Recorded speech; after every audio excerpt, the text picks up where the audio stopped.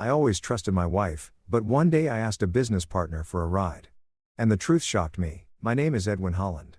I'm 42 years old. I run operations for a mid-sized restaurant chain based out of Charlotte, North Carolina. 7 locations, 40+ staff.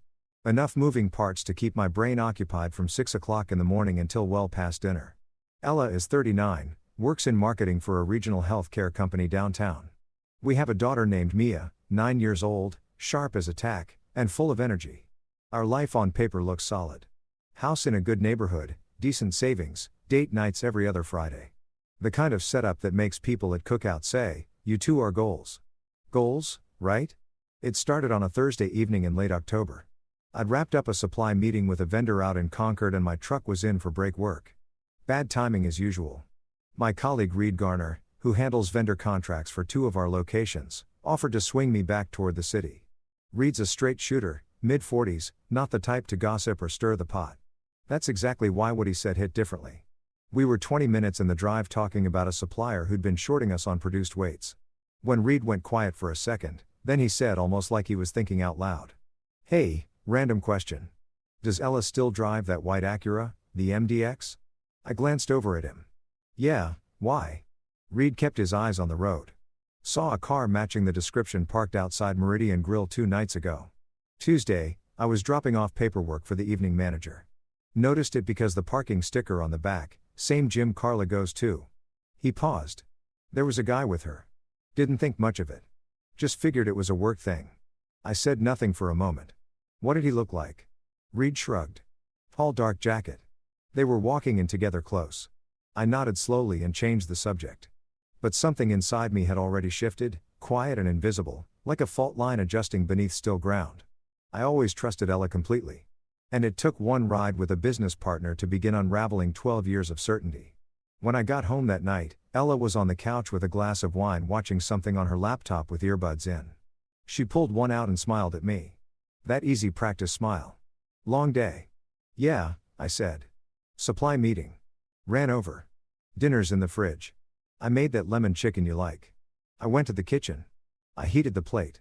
I ate standing at the counter, staring at the window above the sink while the neighborhood outside went dark. She came in briefly to refill her wine, kissed my shoulder, and went back to the couch. Everything was normal. Everything was exactly precisely normal. That was the part that got me. I thought about Tuesday night. I hadn't asked Ella about Tuesday. Not yet. I pulled out my phone and scrolled back through her text from that evening. She'd messaged me at 6:47 p.m. staying a bit late. "Quarterly review prep. Don't wait up." Meridian Grill was 12 minutes from her office. Meridian Grill was also not cheap. Not the kind of place you grab a quick bite during a work crunch. It was the kind of place you went when you wanted the evening to feel like something. I didn't confront her. Not that night. I wasn't ready. I needed more than Reed's offhand observation. I needed to know if my gut was reacting to something real or if I was about to blow up my marriage over a parking lot coincidence. So, I did what any man in my position does when he's not ready to face the answer. I made a mental note, said good night to my wife and lay in the dark next to her, listening to her breathe. Sleep didn't come easy, but decision did. I was going to find out what was really going on quietly, carefully, and without showing a single card until I had the whole hand. The next 3 days, I said nothing. I smiled at breakfast. I asked about her meetings. I helped Mia with her homework while Ella sat on the couch scrolling her phone. Normal routine, exactly what she expected from me. But I was listening now. Really listening. Not the hey present nod and move on kind of listening I've been doing for years. I mean, the kind where you catch the half-second pause before an answer. Where you notice the slight shift in someone's eyes when they're reaching for a story rather than a memory. Ella's alibi structure was clean, too clean. Every evening she was away, she had a reason, always reasonable, always just vague enough to not invite follow-up. Wednesday had been quarterly review prep. Thursday was happy hour with Denise. The following Monday was gym, then groceries. I checked the grocery receipt she left on the counter. $51, 2 bags. She'd been gone 3 hours. I started testing the edges gently, casually. The way you press on a bruise to figure out how deep it goes. "Didn't you say Denise was out of town this month?" I asked over coffee one morning, keeping my eyes on my mug. Ella didn't miss a beat. "That's next week." She pushed it back. "Right," I said. "I forgot." She didn't even look up from her phone. I thought about Reed's observation every single day. That white Acura, the man in the dark jacket. Close. Walking in together, I replayed the words like a song I couldn't get out of my head. And underneath the replay, one question kept surfacing. How long? The following Friday, I told Ella I had to fly to Nashville for an emergency operations issue at her location there. I even packed a bag, drove to the airport, parked in short term, sat in the terminal for 40 minutes, had a coffee, then turned around and drove back to Charlotte. I parked 3 blocks from Meridian Grill at 6:15 p.m. By 7:02, Ella's white Acura pulled into the lot. She stepped out in that charcoal-wrapped dress I hadn't seen in months. Heels I didn't recognize, hair down. She checked herself in the side mirror before she walked to the entrance. Not a quick check, a deliberate one. He arrived 8 minutes later. Tall, mid-30s, athletic build, confident in the way men are confident when they've never had a reason not to be. He didn't touch her outside. Didn't need to. The way she turned toward him said everything. Open, warm, leaning in before he even reached her. They went inside together. I sat in my truck and breathed. I didn't go in. I stayed in that parking lot for 2 hours and 40 minutes. When they came out, she was laughing at something he'd said, her hand briefly touching his arm before she caught herself and pulled it back. Old habit, new discipline. She knew the difference between outside and inside behavior. She didn't scan the lot. She didn't look over her shoulder. She walked to her car like a woman with nothing to account for. I drove home the long way. When I got there, the lights were off. I sat at the kitchen table in the dark for a while, thinking about Mia, asleep upstairs, about the bedtime story I'd read her the night before, about the fingerprint drawings she'd taped to the fridge with mismatched magnets. I wasn't ready to blow this up yet. Not without knowing the full shape of what I was dealing with. The next morning, I made a call. A private investigator named Tom Shee, referred by a former colleague who'd been through something similar 3 years ago. We met at a diner near my office. He was quiet, professional, asked the right questions, and none of the wrong ones. I gave him dates, the name of the restaurant, the description of the man. He said he'd have preliminary information within 10 days. One more thing I told him before we parted. I need to know about a company event about 10 years ago. My wife worked at Renfield Health Group. There was a Christmas party or something similar. I need to know who was at that event with her, specifically who her direct supervisor was at the time. Tom looked at me steadily. You think it goes back that far? I think I said carefully that there are questions I should have asked a long time ago. He nodded and wrote it down. I paid for both coffees, walked back to my car, and sat behind the wheel for a long moment before starting the engine. I was no longer a husband trying to figure out if his wife was lying. I was a man building a case, and I intended to build it right.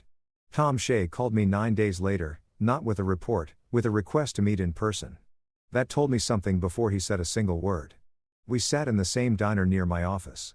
He ordered black coffee. I ordered nothing. He slid a manila folder across the table and let me open it myself. The man's name was Owen Marsh, 38 years old, sales consultant for a commercial real estate firm downtown. Married. His wife's name was Nain. No children. The folder had a printed photo. Timestamp surveillance. Owen and Ella walking into Meridian Grill. Another shot from a different evening outside a wine bar on South End. A third one, the one that made my jaw tighten. Taken through a restaurant window. Ella's hand across the table, her fingers resting on top of his. How long? I asked. Tom wrapped both hands around his mug. Based on what I could establish. At least 7 months, possibly longer. They're careful, but not invisible. Same 2 or 3 locations. Always weekday evenings. Never weekends. Never, because weekends were for family, for Mia. For me. I closed the folder. What about the other thing I asked you to look into? Renfield Health Group. The company event 10 years ago. Tom nodded slowly. That took some doing. He pulled a second sheet from his jacket pocket. Printed email records, a staff directory from a company event. A name circled in blue pen.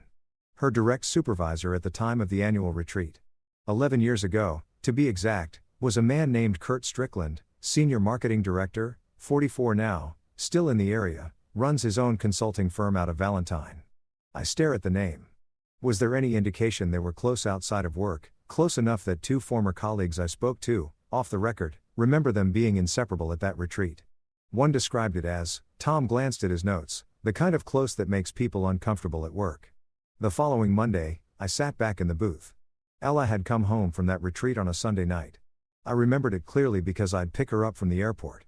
She'd looked tired and quiet in a way I'd chalked up to a long weekend. We'd stopped for food on the way home. She'd barely eaten. She told me she was just exhausted. Mia was born 8 months and 3 weeks later. I thanked Tom. I paid for coffee. I walked to my truck and sat behind the wheel without starting the engine for a long time. The math was already running in my head.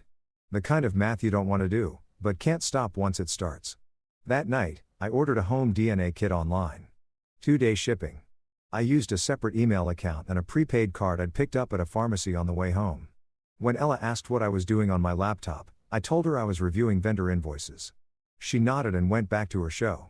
I watched her from the corner of my eye and felt something quietly close inside me, like a door shutting in a part of my chest I hadn't known was still open. Whatever came next, I was going to face it with both eyes open and every fact in hand. The kit arrived on a Wednesday while Ella was at work and Mia was at school. I signed for it at the door, went straight to the kitchen, and read the instructions twice before I did anything else. The process was straightforward. I use a swab for my own cheek. For me, a sample, a second swab taken from her toothbrush in the bathroom she used every morning. The instructions said that was acceptable. I sealed both samples in the labeled pouches, registered the kit number online using the separate email and drove to the post office during my lunch break. Then I waited. 12 days felt like 12 months. I kept my routine intact. Every morning I made coffee for 2. Every evening I asked Ella about her day and listened to answers that were smooth and unremarkable. I watched her interact with Mia. The way she helped her with her backpack, braided her hair on Thursday mornings, called her bug in that easy, affectionate tone. Ella was a good mother. I had never doubted that. But a good mother and an honest wife were not always the same person. I also scheduled something else during those 12 days. Something I've been avoiding for reasons I couldn't fully explain even to myself. I called a men's health clinic on the east side of Charlotte and booked a complete fertility evaluation. When I arrived, the doctor, a quiet, methodical man in his early 50s, asked me a standard set of questions about our history. How long had we been trying before our daughter? What results, if any, we'd sought from medical professionals at the time. I told him we hadn't seen anyone, that we just kept trying, and eventually it worked. He asked if I'd like to proceed with a full panel. I said yes. The results came back 4 days later. I sat in the examination room and listened to the doctor explain in measured clinical language that my sperm count was severely below normal in the lowest 2% of men tested at this clinic. He used words like motility and morphology and subfertility. He said that natural conception in my case was not impossible but that the statistical probability was in his professional opinion extremely low, less than 2%. He said perhaps significantly less depending on additional factors. I asked him plainly, could a man with these results have fathered a child naturally without medical intervention? He was quiet for a moment. It's not something I can rule out entirely. He said carefully. But I'll be doing you a disservice if I called it likely. I thanked him. I got in my truck. I drove to a park near my office and sat on a bench by the pond for 40 minutes without moving, less than 2%. Mia was 9 years old. I had coached her t-ball team. I had held her hand during every thunderstorm. I had read her the same 3 picture books so many times I could recite them from memory. I had been her father in every way I knew how to be. And now a clinical report was telling me that her existence. The way it happened, the timing, the story I'd been handed didn't add up. The DNA kit results arrived 2 days later. I opened the envelope alone at my kitchen table. The house empty, the afternoon light coming flat and gray through the blinds. I read the result once, then I set the paper down flat on the table and pressed both palms against the surface, breathing steadily. Probability of paternity 0%. I stood up, walked to the garage, picked up a ceramic planter that had been sitting on the workbench since last spring. The one Ella had bought and never used, and hurled it against the concrete wall. It shattered into a dozen pieces. I stood there looking at the fragments on the floor, chest heaving, fists clenched. Then I bent down, picked up every piece, dropped in the trash, and went back inside. I sat at the kitchen table again. I looked at Mia's drawing on the fridge, her name written in purple crayon in the bottom right corner, letters still a little uneven. I picked up my phone and called Daniel Mercer. I need to meet, I said when he answered. Soon I have everything. I didn't tell anyone what I'd found. Not yet. The DNA results sat in my jacket's interior pocket for 3 days like a coal burning through the lining. And I went about my life as if nothing had changed. I reviewed staffing reports. I handled a vendor dispute at our uptown location. I made pancakes on Saturday morning and cut Mia's into triangles the way she liked. Normal, steady, the face of a man who had not just watched his entire understanding of the last 9 years come apart at the seams. It was a Tuesday afternoon pickup at Mia's school that undid me. I arrived early, unusual for me, but I left work late that day. I waited near the main entrance with a handful of other parents, hands in my pockets, half watching the doors. When they opened and the kids came streaming out, I spotted Mia immediately. Purple backpack, one pigtail already half loose, the way it always was by end of day. She was walking beside another girl, taller, dark-haired, same age. They were laughing about something, heads together. As they got closer, I caught the girl's profile and felt something go rigid in my chest. The cheekbones, the set of the eyes, the way her brow tilted slightly when she laughed. I'd seen that face before in a folder Tom Shaw had put on the diner table. Mia stopped in front of me and grabbed my hand. "Dad, this is Sophie. We're in the same reading group." Sophie looked up at me and smiled politely. Hi, Sophie," I said. My voice came out level. I don't know how. On the drive home, Mia told me Sophie's dad was some kind of business consultant and that he sometimes picked Sophie up on Tuesdays. I nodded and asked follow-up questions I barely heard the answers to. My hand stayed steady on the wheel. Inside, I was already doing the arithmetic that no father should have to do. Sophie Strickland, same school, same reading group, same face. That night, after Mia was asleep, I went to the garage. I stood at the workbench and picked up a ceramic bowl that had been sitting there since last summer. One of Ella's decorating projects she'd abandoned halfway through. I stared at it for a long moment. Then I hurled it against the far wall. It burst apart with a sharp report against the concrete. I stood there watching the pieces settle on the floor, chest heaving, jaw locked. Then I cleaned it up. Every fragment, swept the dust into the trash, turned off the garage light, and went inside. I didn't sleep much that night, but by morning I had made a decision about Kurt Strickland. I went back to Tom Shaw first. I needed one more piece. Kurt's current routine, his office address, whether he was aware that Mia existed. Tom turned it around in 4 days.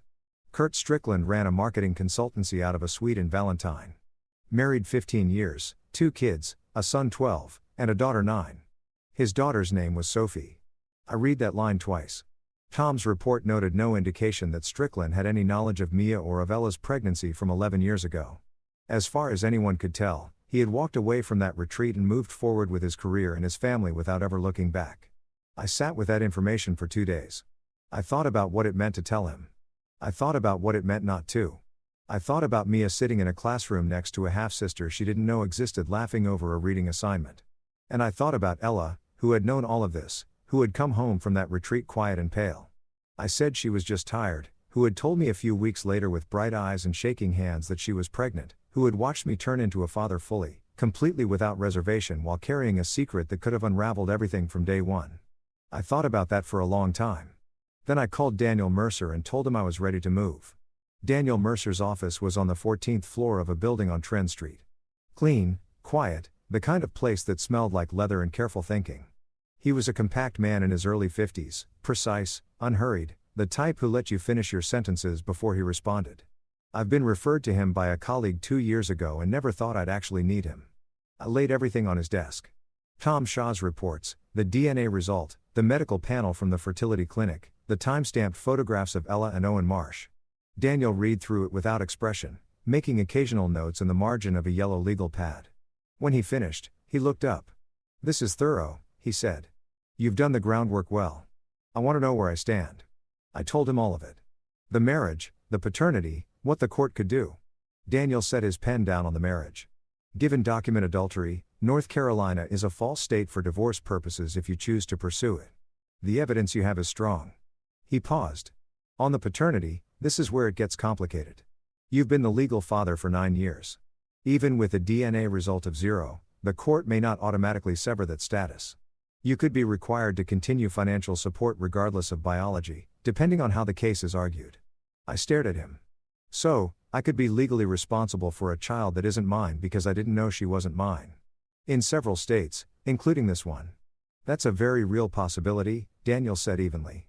"It's not a given, but it's a risk. Her attorney could argue established paternal relationship, emotional bond, best interests of the child." The air in the room felt thick. I exhaled slowly. "What about the biological father? Kurt Strickland?" Daniel nodded. "If you choose to notify him and if he acknowledges paternity voluntarily or through a court-ordered test, that changes the landscape considerably. A confirmed biological father in the picture shifts legal and financial responsibility in your direction. I want it notified, I said. Daniel made a note. I can draft a formal letter through my office or you can do it personally. I'd recommend through counsel. Keeps it clean. Through you? I said, keep it clean. He nodded. We spent another hour going through the specifics.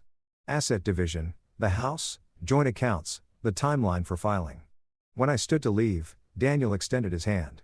One more thing, I said before shaking it. Her attorney is going to argue that I knew or should have known that there were fertility questions and that I tacitly accepted the situation. Daniel's expression didn't shift. I've heard that argument before. We'll be ready for it. You have a medical records. You have a documentation that you never underwent any evaluation prior to the pregnancy.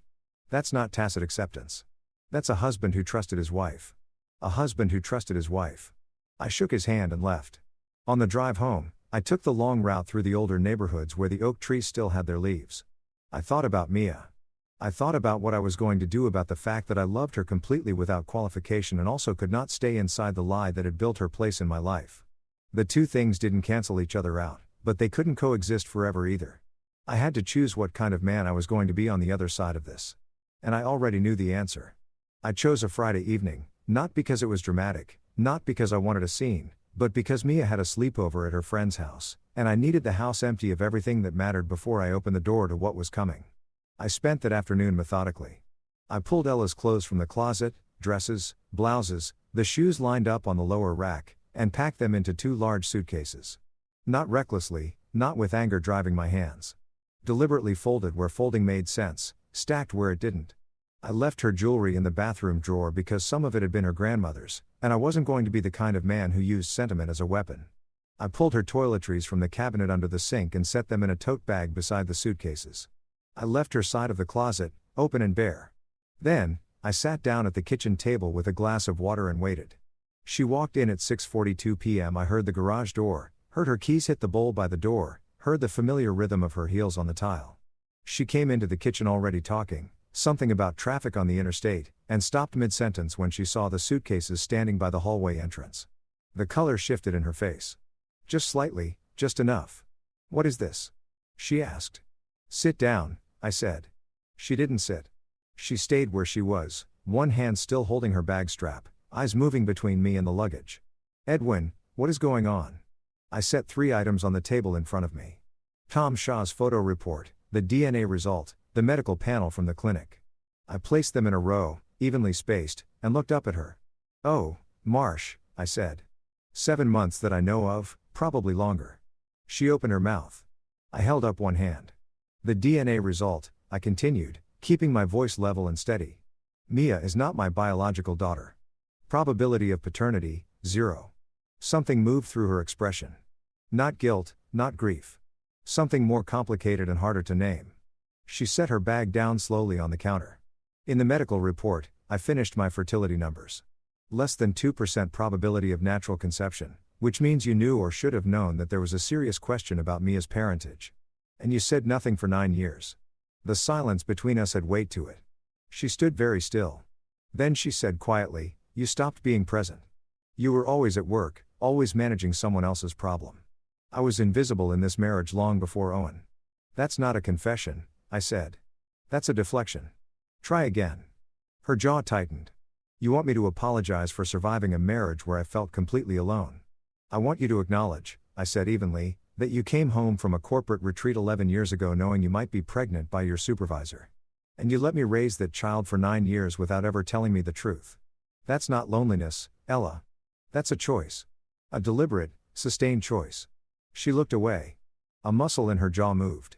And while you were processing your loneliness, I added, you were apparently finding time to see Owen Marsh on Tuesday evenings. Meridian Grill, the wine bar on South End.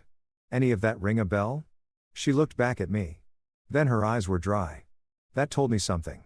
You had me followed. I had the truth followed. I said, it led me to you. She pulled out the chair across from me and sat. She folded her hands on the table. When she spoke again, her voice was controlled, measured in a way that told me she'd thought about this conversation, at least in some version before tonight. So what now? You throw me out and play the victim. I'm not playing anything, I replied. I'm in a marriage that was built on a foundation you hollowed out before it was even finished. You're leaving tonight. The suitcases are packed. I left your grandmother's jewelry. It's in the bathroom drawer. You can't just. I already spoke with Daniel Mercer. I said, papers are being prepared. Fault-based adultery documented. You'll hear from his office early next week. I paused. I also want you to know that Kurt Strickland has been notified through my attorney. He'll be receiving a formal letter and a copy of a DNA result. That landed. She went very still for the first time since she'd walked in.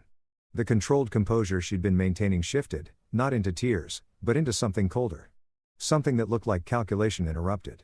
You had no right, she said low and tight. He has a daughter in Mia's class, I replied. He has the right to know. And frankly, so does his wife. She stood up. She grabbed her bag from the counter.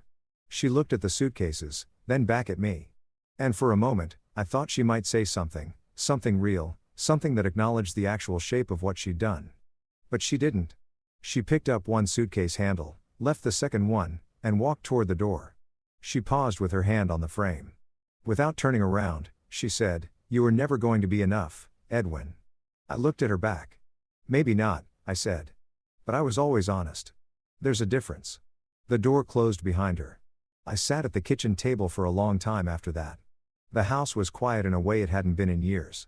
Not the quiet of a family winding down for the night, but the quiet of a space that had finally stopped pretending. I picked up my phone and texted Mia. "Sleep well, bug. See you tomorrow." Her response came back in under a minute. A string of emojis and a hand-drawn heart photographed with her friend's tablet. I set the phone down. I breathed, and for the first time in weeks, the air in the room felt like it belonged to me.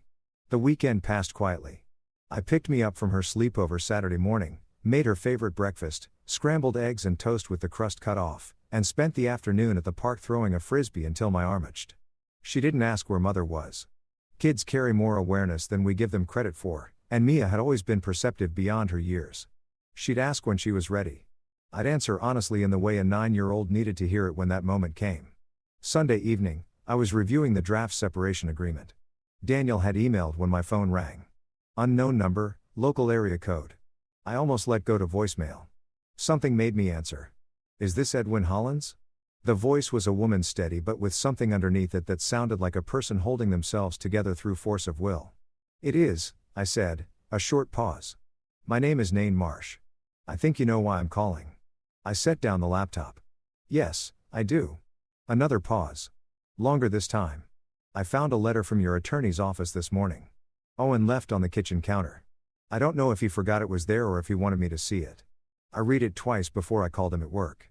Her voice remained controlled but barely. He didn't deny it. "I'm sorry," I said. And I meant it not as a formality, but as one person to another who understood exactly the specific weight of that kind of morning. "How long did you know?" she asked. "About 3 weeks with certainty." I told her I had suspicions before that. A colleague saw them together. That's what started it. She was quiet for a moment. 7 months, he told me. He said it was 7 months.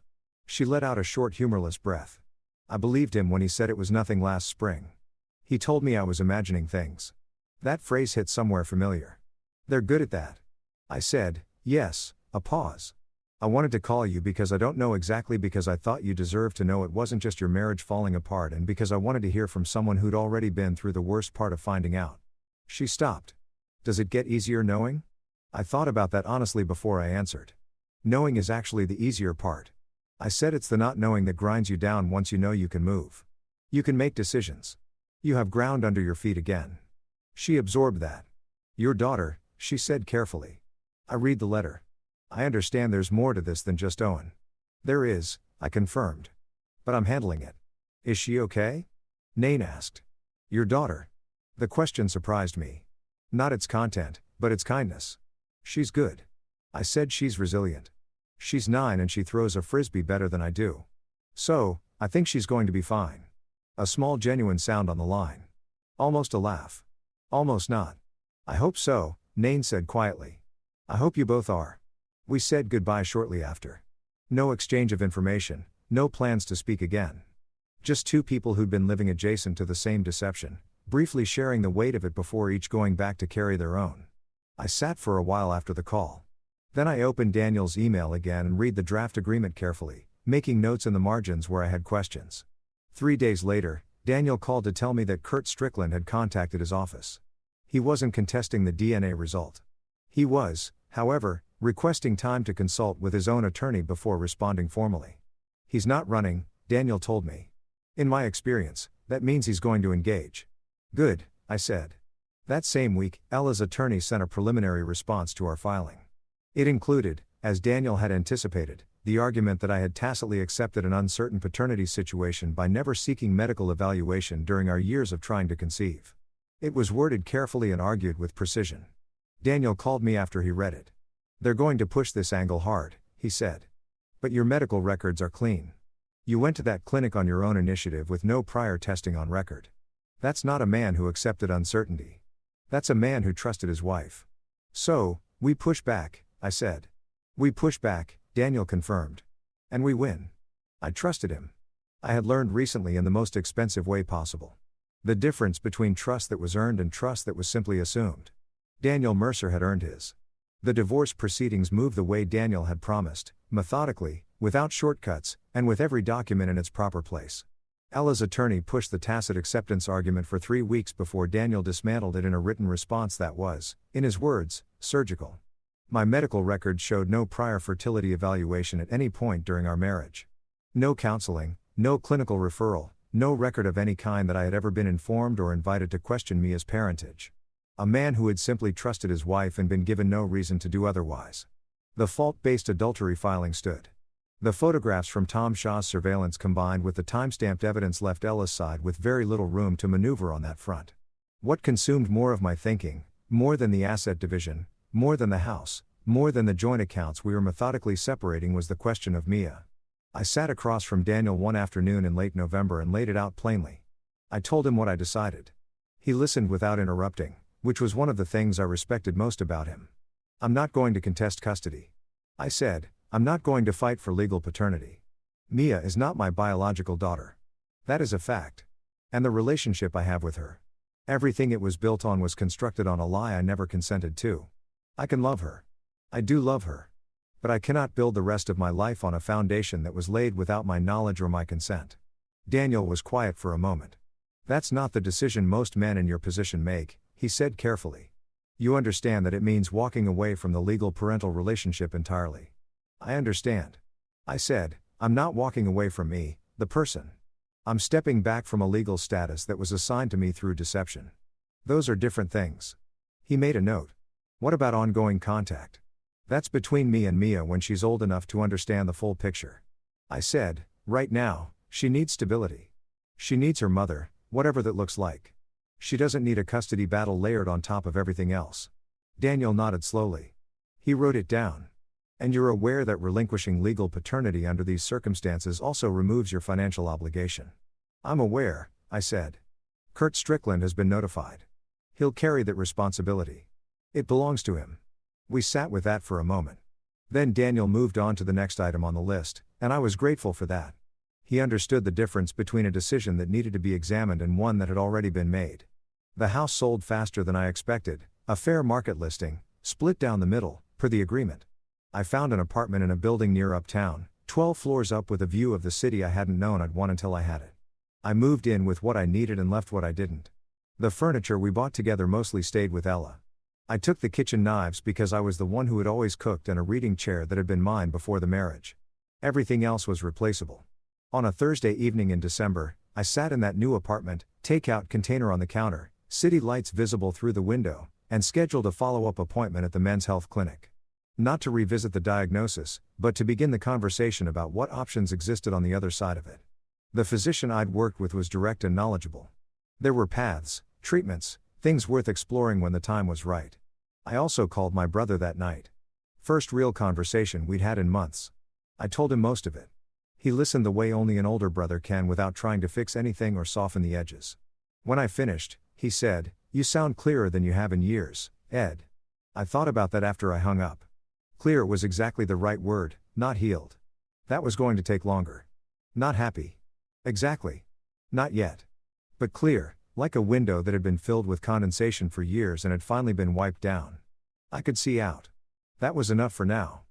4 months after Ella walked out of the house with one suitcase. The divorce was finalized on a gray Tuesday morning in a courtroom on East Trade Street. I wore a jacket and tie out of habit. Daniel sat beside me. Ella's attorney sat across. The judge moved through the proceeding with the efficiency of someone who had done this 1,000 times and found it neither remarkable nor trivial, just the ordered conclusion of a legal arrangement that had run its course. It was over in under 40 minutes. I shook Daniel's hand on the courthouse steps and thanked him. He told me I'd been one of his more organized clients. Coming from Daniel Mercer, I took that as high praise.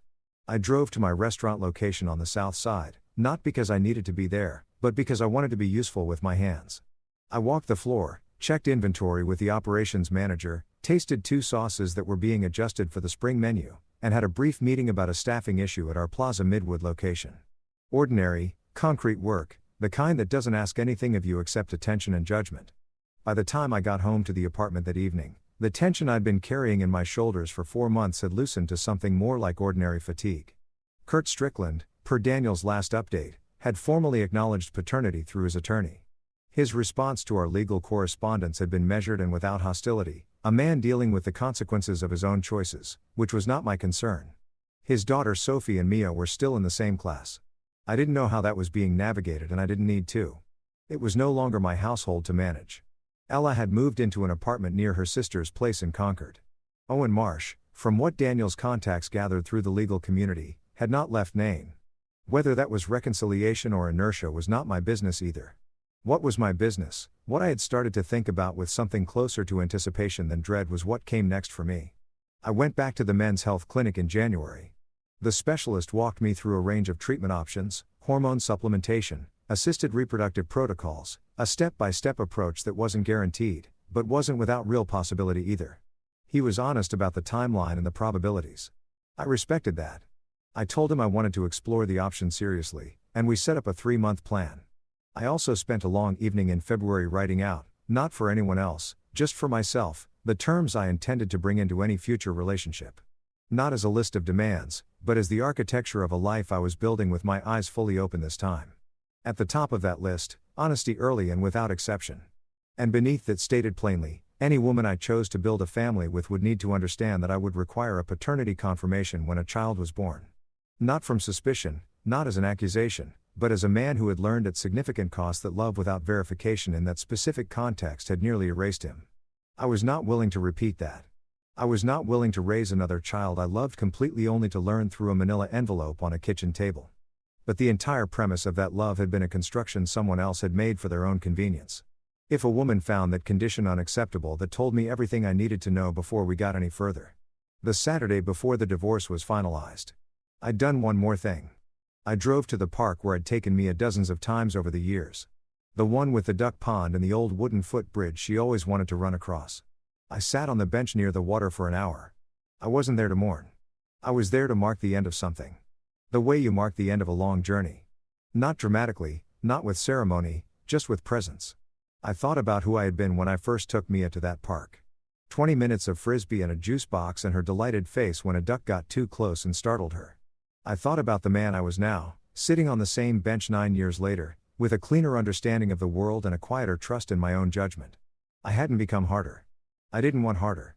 I just wanted to be awake, fully, consistently awake in a way I hadn't been for most of my marriage. I drove home. I made dinner for one, which I'd gotten surprisingly good at. I sat by the window and ate while the city went dark below and the lights came on one by one the way they always had, indifferent and steady. I was 42 years old. I had a good career, a city apartment with a view I was starting to like, a doctor who was helping me map a path forward, and a very clear picture of what I would and would not accept in the life ahead of me.